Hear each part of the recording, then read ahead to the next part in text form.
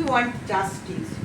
সমস্ত নারীদের কণ্ঠের সাথে মিলিয়ে আমি আমার কণ্ঠ এলাতে চাইছি, আমার মতো করে আমার কণ্ঠ। আমি কিছু বলতে চাই, নারীর সম্মান ও সুরক্ষা। নারী, তুমি মাতৃগর্ভে নেমে এলে পৃথিবীতে, এসে তুমি শুনতে হলো কন্যা হয়েছে। হায় সেই মাই বা নারী যে তোমায় জন্ম দিল, সে যেন একটা ভীষণ অপরাধ করে ফেলেছে। পরিবারের অর্ধেক লোকদের ভাবনা এই, ওই তো মেয়ে হয়েছে, আনন্দের মধ্যে কোনো ব্যাপারই নেই। তবে হ্যাঁ, এখন এই অবস্থার বা সমাজের কিছুটা পরিবর্তন হয়েছে, কিন্তু আমার মনে হয় সত্যি কি ভীষণ কিছু পরিবর্তন হয়েছে। আসলে আমাদের পুরুষ সমাজ হয়তো খানিকটা বাধ্য হয়েই এই পরিবর্তনটা মেনে নিয়েছে।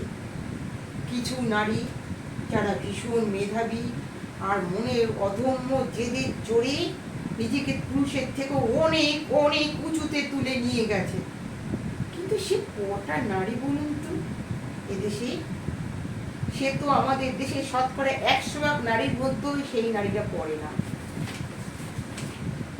তারপরও কিছু পুরুষ আছে, তাদের এই এত উপরে উঠে যাওয়ায় আর হিংসায় আক্রোশে জ্বলতে থাকে। কতক্ষণে তাকে নিচে নামিয়ে দেবে তার হাজারো চেষ্টা করতে থাকে। দরকার হলে তারা খুন করে, ধর্ষণ করে, সব যা করতে হয় সব তারা করে সেই নারীদের উপরে।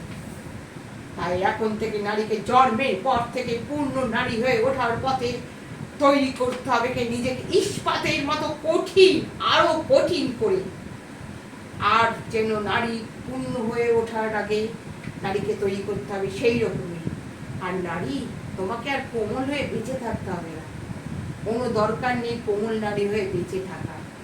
নারীকে নিজেকেই নিজের সুরক্ষা রাখতে হবে, নিজেকেই সুরক্ষিত করতে হবে, নিজেকেই মা দুর্গার মতো অস্ত্রচালনায় পারদর্শী হতে হবে, যে নিজের সুরক্ষা সে নিজেই করে। আমরা নারী, আমরা পারি, আমরা সব করতে পারি। শেষ।